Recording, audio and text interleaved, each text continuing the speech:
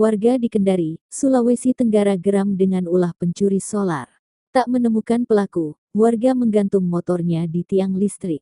Peristiwa terjadi pada Senin, tanggal 31 Juli tahun 2023, pagi di Jalan PDAM, Kelurahan Mokoau, Kecamatan Poasia. Detik-detik saat warga menggantung motor pelaku terekam dalam video amatir. Motor jenis Matic itu diketahui milik pelaku yang tertinggal saat melarikan diri. Warga setempat, Ronald menceritakan, pencurian solar terjadi pada dini hari.